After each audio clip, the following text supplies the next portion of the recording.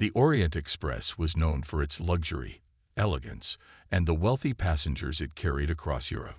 On this particular journey, the train was unusually full, with passengers from all walks of life.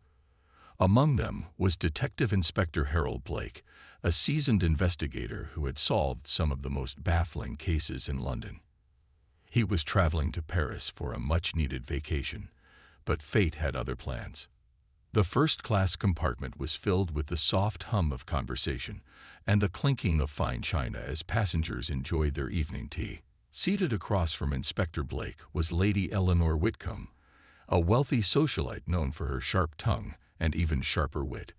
Beside her sat Mr. Charles Pembroke, a businessman with a reputation for shady deals.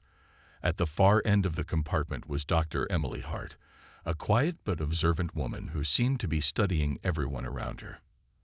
As the train rattled through the dark countryside, the atmosphere grew tense.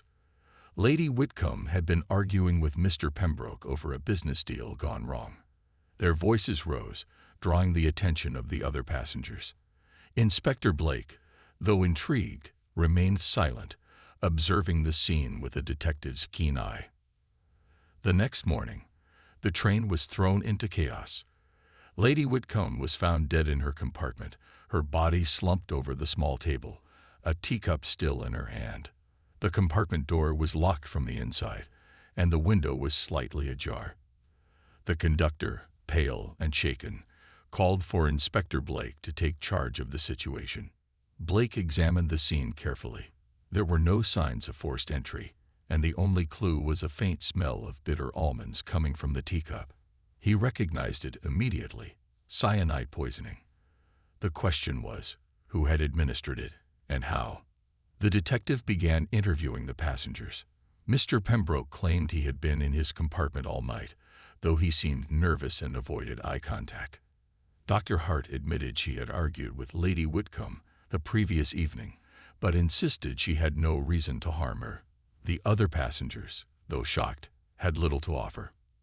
As Blake pieced together the events of the night, he noticed something peculiar.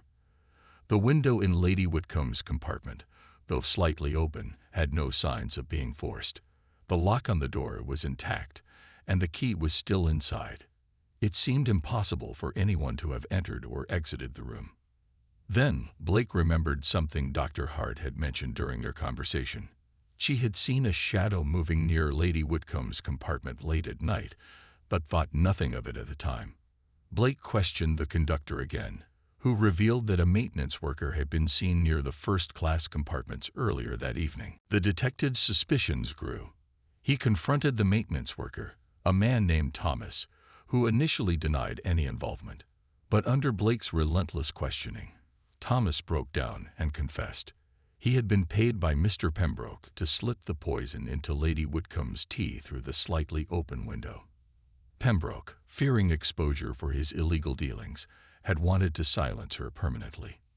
With the case solved, the train arrived in Paris, where the local authorities took Mr. Pembroke and Thomas into custody. Inspector Blake, though his vacation had been cut short, felt a sense of satisfaction. Another mystery had been unraveled, and justice had been served, even in the luxurious confines of a first-class compartment. As the train pulled away from the station, Blake leaned back in his seat, already thinking about his next case. For a detective, there was no such thing as a true vacation.